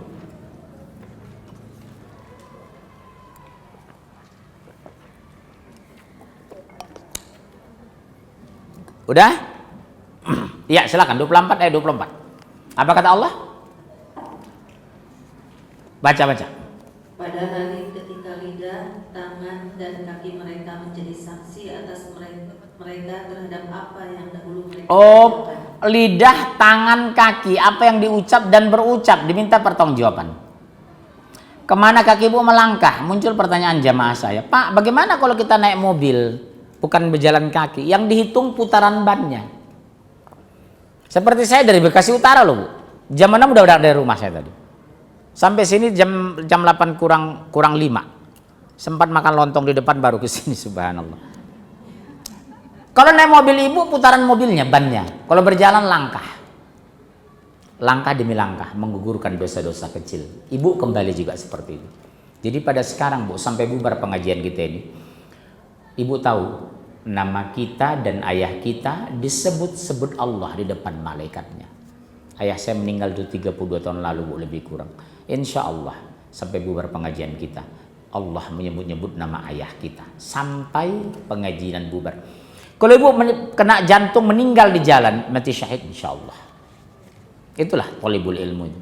Yang kedua, yang saya ulang lagi sekali lagi, semua semut yang di muka bumi ini, baik di lubang tanah maupun di atas tanah, semua ikan, berapa ratus miliar ikan yang berenang di lautan hari ini, memintakan ampun kepada Allah atas dosa kita sampai pengajian ini selesai. Enak kan, Bu? Makanya rugilah orang yang tidak mau ngaji. Rugi sekali. Bayangkan berapa miliar ikan dan semut hari ini mendoakan kita minta ampun. Ya Allah, ampuni mereka, ampuni mereka, ampuni mereka. Hebat ya orang-orang tadi. Begitulah luar biasanya dalam pandangan Islam orang yang ta'limul Quran itu. Makanya Bu, kalau sangat tidak terpaksa, kalau sekadar demam biasa flu, paksa berangkat. Gak apa-apa naik ambulan di depan gitu kan. Parah langsung bawa. Ibu tahu kisah-kisah orang dulu. Mencari, mempelajari satu hadis, dia rela berjalan kaki 400 km Mekah Madinah. Seorang sahabat, Bu, belajar kepada seorang imam. Sudah berjalan ratus kilometer, apa dia bilang sama gurunya? Guru, tolong bacakan satu hadis ini. Apa kata gurunya? Engkau yang bacakan biar ku dengar, kata guru. Guru, aku sudah berjalan sekian ratus kilometer untuk mempelajari hadis ini. Aku pingin engkau yang bacakannya kepadaku, artinya mengajarkan kepadaku. Apa kata guru itu? Cambuk dia. Aku ikhlas dicambuk, guru, asal engkau yang mengajarkan hadis ini kepadaku. Satu hadis, Bu, ikhlas dia dicambuk. Subhanallah. Sampai dikisahkan pada saat itu biasa orang sampai kering roti itu nggak sempat dia memakannya karena seriusnya mendengar pengajian itu. Bagaimana kita hari ini? Belum tentukan, Bunda. Oleh sebab itu ke depan ini, Bun, lebih sungguh-sungguh kita supaya kita diberkahi oleh Allah. Minimal keluarga kita. Kalau nggak sangat terpaksa, Bunda, kalau ada pengajian ta'limul Quran, hadirilah. Langkah ibu pulang pergi, putaran ban pulang pergi, menggugurkan dosa-dosa ibu, insya Allah. Selanjutnya, udah tadi bacakan ya, lidah, tangan, dan kaki. Jadi pakai ini, Bunda, ya, subhanallah dari bawah, subhanallah, subhanallah, subhanallah. Subhanallah, subhanallah, subhanallah. 15 kali 2, 30. Ini kan 3. Kali 2 kan 5. Kali 2 kan 30. Tambah 3, 33. Persis. Kemudian di bawahnya ayat halaman 2. Dan bersegeralah kamu kepada ampunan Tuhanmu dan kepada sorga yang luasnya seluas langit dan bumi yang disediakan untuk orang-orang bertakwa. Wasari'u ila maghfiratin min rabbikum wa jannah. Luasnya apa? Araduhas samawati wal ardh. U'iddat lil muttaqin, yang diperuntukkan bagi orang yang bertakwa. Siapa itu, Bunda? Satu. Ini calon-calon sorga, Bunda. Satu, orang-orang yang menafkahkan hartanya baik waktu lapang maupun sempit. Dan orang-orang yang menahan amarahnya dan memaafkan kesalahan orang lain. Allah menyukai orang-orang berbuat kebajikan. Pertanyaan saya, mudah mana, Bunda, menahan marah atau maafkan orang lain? Jujur. Atau saya ganti pertanyaan, mana yang lebih sulit, Bunda, memaafkan orang atau menahan amarah? Ayo, berapa persen yang susah menahan amarah atau susah maafkan orang lain? Susah mana di antara dua ini calon sorga ini? Memaafkan atau menahan marah? Kalau saya, karena saya Batak, menahan marahnya. Kalau maafkan orang, insya Allah saya mudah. Sejahat apapun orang, kalau saya datang, Jir, maaf ya kemarin. Ya sudah, saya langsung lembut insya Allah. Tapi kalau menahan marah, mobil saya dipotong aja, langsung darah naik gitu loh. Karena saya buru-buru ngajar ngaji. Tapi kalau maaf, mungkin insya Allah saya mudah. Tapi kalau marah, Masya Allah, umumnya Jawa Timur, orang Batak, Pacitan, CS, apalagi yang gampang terpancing. Tapi lo maaf saya nggak susah. Tapi kebanyakan orang saya katakan, saya tanya, memaafkan itu susah Pak, katanya. Bagaimana cara menetralisir kalau kita susah maafkan orang lain? Ketika kita minta ampun kepada Allah atas dosa kita dan Allah mengampuninya, kita bahagia nggak Bunda? Seperti itulah kita ketika memaafkan kesalahan orang. Subhanallah. Kalau kita bahagia ketika dosa kita diampuni Allah sebesar apapun dan sebanyak apapun, kenapa kita tidak semudah itu memaafkan kesalahan orang lain? Cuma kadang Bun, ujian itu dari keluarga. Bunda berhasil sudah sama suami, adik ikut-ikut Bunda kuliah di UI sampai tamat. Ternyata 20 tahun kemudian sekarang diangkat jadi dirjen atau menteri. Jangankan datang, nelpon aja pun enggak. Kadang emosi terpancing. Tahu nggak kamu deh, dulu sekolah kamu di rumah teteh loh. Sekarang sudah jadi menteri, boro-boro mau nelpon, mau datang, nelpon aja nggak pernah. Susah memaafkan karena apa? Adik kandung. Karena kita diuji semua dari yang terdekat, Bu. Lihat Nabi Adam diuji Allah, anaknya pembunuh. Nabi Nuh, anak istrinya neraka, tidak mau naik ke bahtera. Nabi Lut, anaknya homoseks, istrinya lesbi. Nabi Adam, Nabi Ibrahim, bapaknya menantang dia. Rasulullah, paman kandung yang membesarkannya, justru tidak mau bersyahadat menjelang meninggal. Kalau kita dihina orang mungkin bisa sabar, tapi kalau adik kandung menghina kita, terasa ya Bu. Aduh, kok tega kamu ya dek. Kuliah 5 tahun di rumah teteh yang beyel, sekarang kamu hina. Kok kamu hidup di bawah perintah istri kamu? Cenderung kan laki-laki kan kalau udah nggak benar di bawah perintah istri. Makanya dia milih istri yang benar. Sekarang lihat kamu, begitu baik kamu dulu sebelum menikah, setelah menikah kamu dikendalikan sama istrimu loh dek. Makanya ibu nggak boleh mengendalikan suami, kecuali ibu mengendalikan dalam arti positif. Hemat, kemudian sholat, puasa, membaca Al-Quran rajin. Ibu kendalikan suami ibu di bidang ini. Tapi ketika ibu membantu suami, membantu keluarganya, ibu jangan pernah marah. Itu memang kewajibannya. Ya Bun ya. Ibu jangan pernah marah, protes ketika suami ibu setiap bulan rutin membantu ayah kandungnya. Karena ayahnya sudah pensiun, kirim 1 juta sebulan rutin. Itu kewajiban kami, apa boleh buat Bu? Demi Allah. Malah ibu yang mendorong, Pak. Saya lihat Bapak di Jogja, rumahnya sudah bocor Pak. Tabungan saya ada kok Pak, 4,5 miliar. Kita bagus yuk, paling 50 miliar Pak. Saya ikhlas kok tabungan saya pakai. Ibu sorga loh kalau bisa ikhlas seperti ini. 50 juta 4,5 miliar kecil, betul ya? Masalahnya uang belum sebanyak itu masalahnya kan. Subhanallah. Ya, yang kedua, orang-orang yang melakukan dosa, tapi ketika melakukan dosa mengingat dan minta ampun kepada Allah. Garis bawah ya Bunda. Yang dikatakan orang beriman bukan berarti tidak pernah melakukan dosa. Tapi ketika melakukan dosa, minta ampun kepada Allah, itulah orang beriman. Nggak mungkin kita bersih kok. Lihat pakaian itu Bu. Sudah disetrika, dipakai kotor, dicuci bersih kotor. Itulah kita. Kadang dosa mulut, dosa kuping, dosa mata. Lihat wanita hitam pakai jilbab merah diomongin. Ya Allah sudah hitam pakai jilbab merah. Terus kalau nunggu putih kapan dia berhijab merah? Makanya tadi penyebab wanita masuk neraka dengan mulut dia bergunjing. Dikit aja ngomongin orang. Bu lihat tuh ibu itu. Kenapa sih? Udah badan gemuk gitu masih pakai warna merah. Tambah gede kan Bu. Lihat nggak tahu ibu itu. Gitu. Diberitahu dong kalau nggak tahu dia. Kalau kami ngumpul laki-laki nggak biasa gitu Bu. Biasanya menceritakan masa lalu atau hobi. Atau cerita keluarga. Anak bapak yang mana kuliah ini? Kuliah di mana? Gimana? Bagus nggak prestasi? Ibu lahir di mana? Di Tegal. Di Tegal ibu bisa nggak bikin telur asin? Sekitar itulah kalau kami bicara.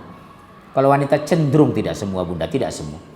Habis makan ke rumah orang, udah nasi cie, tambu cie, masih diomongin lagi. Masa ya ibu itu orang Bukit Tinggi rendangnya nggak enak ya Bu? Nggak ada rasanya, anyep. Baru udah kali tambah dia. Udah diam-diam dibungkusin 1 rendang itu. Masih juga dikatakan, masa sih orang Bukit Tinggi rendangnya nggak enak? Kebiasaan itu. Sapu tangannya sudah kotor itu, tempat rendang dibungkus satu. Masih juga diomongin. Makanya Rasulullah itu kan tahu, diberitahu dari Allah. Rasul representasikan pemacu wanita masuk neraka itu sangat ilmiah sekali, objektif sekali. dengan mulut dia bergunjing, dengan kemaluan dia berzina. Maaf ibu jangan tersinggung. Ibu mungkin ngomong begini, Pak ketika berzina kan dengan laki-laki, betul, yang menggoda kami perempuan loh Bu. Contoh nggak usah jauh-jauh. Kalau malam Ahad saya ke Puncak, ke Ciawi, ke Bogor, 300 meter sudah aww. Pakai senter kecil. Aya naon Pak, aww? Saya kan waktu itu dari Medan, nggak arti aww. Saya pikir aww apa? Kalau kami aww itu hantu setan. Tapi kalau pikir-pikir benar juga setan itu kan. Kalau kami aww itu setan Bu, gondoruo. Ini aya naon Pak? Saha tuh mah aww. Yang lebih tidak pantas lagi apa? Kupu-kupu malam. Kupu-kupu aja nggak pernah berzina, kok difitnah kupu-kupu? Kalau dulu kan pelacur, sekarang ganti apa? Kupu-kupu malam. Emangnya kupu-kupu berzina? Biasa yang pertama memunculkan ini, kupu-kupu bisa nuntut loh. Kapan kamu pergoki saya berzina? Kok perempuan berzina di nama kami dibawa-bawa katanya? Di Garut istilah itu Bu. Saha tuh mah kupu-kupu malam. Sabar orang dia Pak. 40 kah dia mah? Subhanallah. Tapi orang mah cicing air di itu cicing kumaha. Ngerti enggak? Dia ini orang Padang ini enggak ngerti. Abdi mah orang Batak bisa bahasa Sunda tuh, mah ulah cicing air di dia. Betul ya? Terus. Ibu terus. Lalu memohon ampun kepada ampun terhadap dosa mereka, dan siapa lagi yang dapat mengampuni dosa selain daripada Allah, dan mereka tidak meneruskan perbuatan keji sedang mereka mengetahui. 36 ayat terakhir kita bahas ini. Mereka itu balasannya adalah ampunan dari Tuhan mereka. Diampuni enggak Bu? Saya tawari Bunda. Ibu kalau ditawarkan minta pahala atau ampunan? Jujur, semua praksi, pahala atau ampunan? Enggak semua praksi. Pahala atau ampunan? Kenapa ampunan Bunda? Sebanyak apapun dosa kita kalau diampunin insya Allah surga. Tapi sebanyak pahala kita kalau ada dosa nggak masuk surga. Dosa ibu sebanyak pasir di langit. Ibu minta ampun diampuni ya surga insya Allah. Tapi kalau ibu banyak pahala dosa juga banyak nggak masuk surga. Jadi bukan minta pahala, minta ampunan. Ya Allah, Allahummaghfir wali walidayya. Ya Allah, ampuni dosaku, dosa ibu bapakku. Ampuni ya Allah, ampuni ya Allah, ampuni ya Allah. Kita tahu diri setiap hari bikin dosa, betul? Ibu kepada suami membentak anak, curiga sama pembantu, ribut dengan tetangga, menuduh dia mengambil uang sama segala macam. Satu hari sudah 16 dosa yang bisa kita hitung aja Bu. Belum yang tersembunyi. Jadi mau tidur doa ya Allah ampuni dosa hamba ya Allah. Seharian apa yang hamba lakukan. Makanya habis sholat tidak boleh alhamdulillah. Astaghfirullah 3 kali. Rasulullah itu habis sholat astaghfirullahaladzim, astagfirullah wa atubu ilaih. Saya lihat sering orang astagfirullah, bukan assalamualaikum warahmatullahi wabarakatuh, assalamualaikum, alhamdulillah. Kesan itu sudah plong, berat sekali sholat itu sampai alhamdulillah.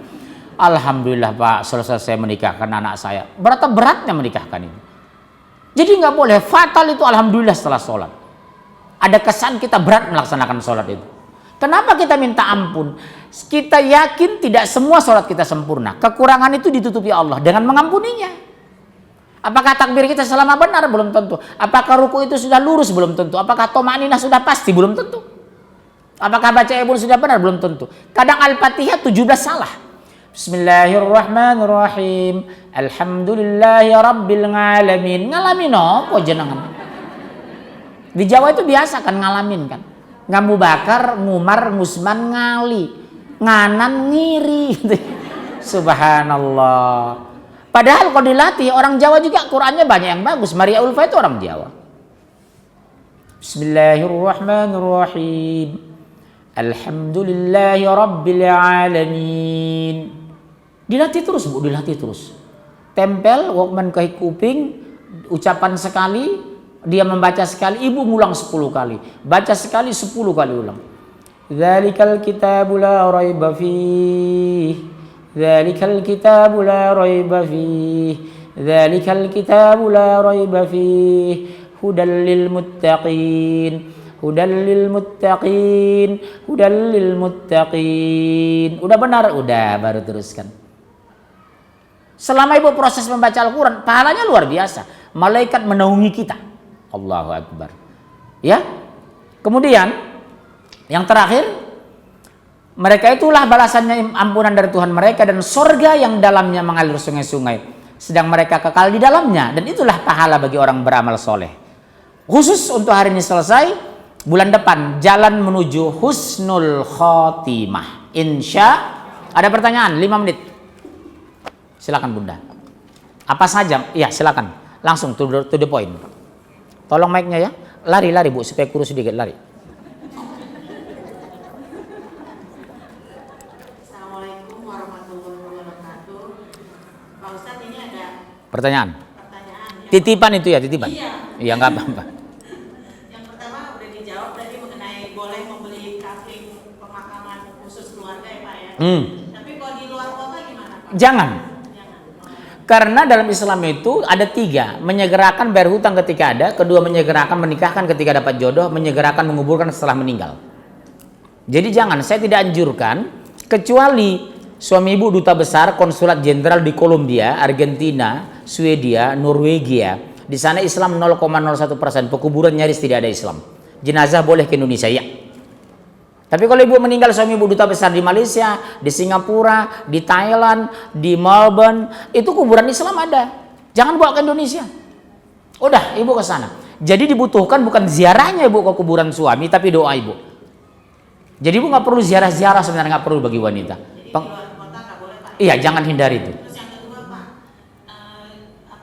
jadi ada tanah pemakaman gitu, terus kita pemilik itu bilang kalau kita jualin dapat komisi, itu boleh nggak Pak? Ada 2 beda pendapat, mungkin bisa jadi komisi itu dari jual belinya, bukan kuburannya. Iya. Oh gitu. Iya, dari komisi jual belinya, bukan karena alasan jual kuburannya loh. Kalau atas nama mencari nafkah untuk jual beli kuburan itu subhat, itu minimal. Iya, karena kuburan itu gratis. Indonesia aja yang bayar, karena negaranya canggih, betul? Ya ada lagi. Yang ketiga, ini Itu 1 orang itu, pertanyaan sebanyak itu. enggak, cuma 3 sebenarnya Pak. Ya terus. Jadi ibunya bulan lalu meninggal, ibunya tinggal di Jakarta Barat, meninggal di Jakarta Timur. Iya. Terus sama suami si ibu dimakamkan di pemakaman sini. Nggak apa-apa. Tapi adiknya marah, katanya ibunya pesan makamannya di Jakarta Barat dekat rumah. Gitu. Gimana Pak? Nggak ada masalah kalau meninggal Jakarta Timur, makamkan Jakarta Timur.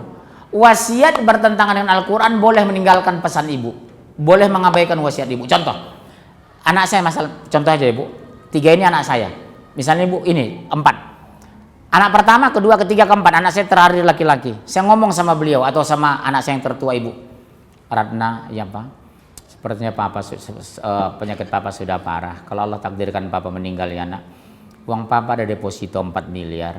Tolong bagi rata sama adikmu 4 miliar. Haram. Itu wasiat nggak? Karena apa? Laki-laki 2 kali perempuan atau wanita setengah dari laki-laki. Walaupun wasiat saya kalian cintai sebagai ayah kalian yang 4 ini, haram melaksanakan wasiat saya. Karena dia harus dapat 1 miliar, ini setengah miliar. Kalau ini 700.000, 700 juta, ini 350 juta. Pak, kami kan miskin, dia kaya, itu urusan lain.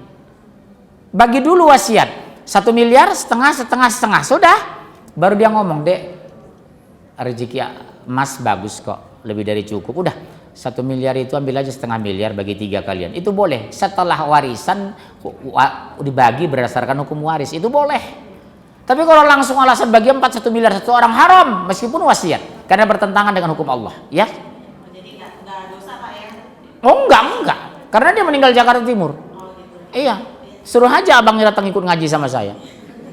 Itu tindakan yang tepat itu. Meninggal timur, selamatkan di timur, jangan bawa muter-muter. Iya kalau nggak macet, kalau macet 2 jam.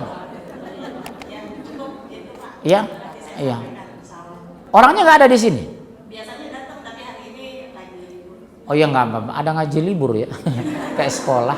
Ada pertanyaan? Iya silakan. Orang tua sendiri yang mau minta amanah, dia mau dia punya kuburan di Jawa, saya di Jakarta, Bapak. Meninggalnya di mana?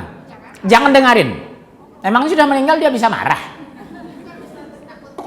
Tidak ada takut, karena hukum Allah lebih tinggi daripada hukum ayah. Ya, kesimpulan dari saya Bunda ya, wasiat di bawah hukum Allah. Kan orang sering, nggak enak nanti macam-macam. Udah meninggal kok dia, emangnya dia nanya?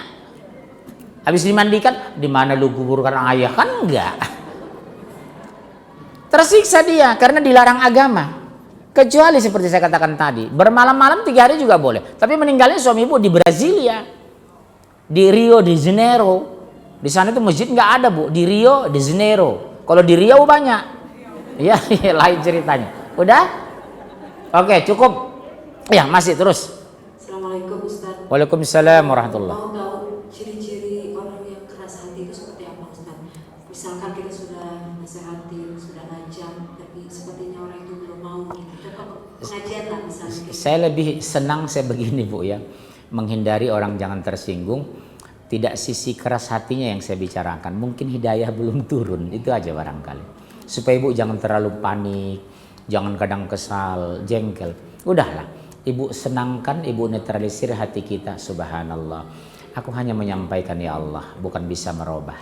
Karena Al-Quran, ya Rasul balligh ma unzila ilaika min rabbik.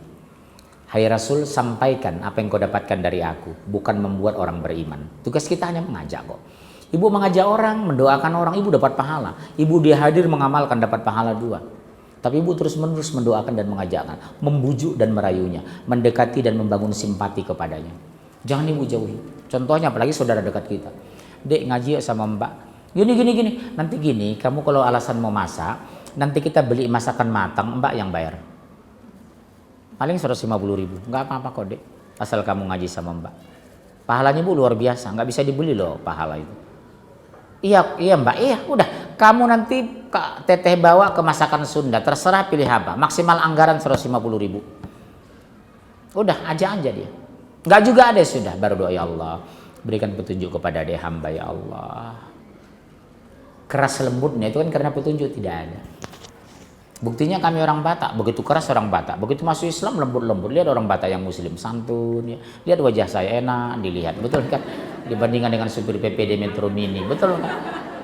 Itulah Islam itu, bisa merubah peradaban, subhanallah. Bandingkan dengan supir PPD, berbeda kan? Insya. Udah, terima kasih ya, udah. Saya mengisi lagi, mengejar di Talan Gatot Subroto ini. Baik, terima kasih Bunda ya. Insya Allah bulan depan saya mohon dengan sangat dan saya bantu doakan Bunda, disiplin ya. Saya insya Allah disiplin kita mulai ini pas, alhamdulillah pas 1,5 jam. Kemudian seperti kata ibu tadi, bujuk aja mereka, gembirakan mereka agar mereka mau ngaji terus, karena ini penting. Ini penting kita bahas karena menyangkut sorga nerakanya kita ke depan insya Allah. Allahu a'lam bishawab. Doa kafaratul majlis. Subhanakallah bihamdika asyhadu an la ilaha illa anta astaghfiruka wa atubu ilaik. Ibu yang mau pilih buku masih ada 3 menit, saya buka lapak. Dan ibu yang belum dapat ini, ada yang belum? Yang belum di belakang sana bu ada, saya bawa. Baik, terima kasih. Assalamualaikum warahmatullahi wabarakatuh.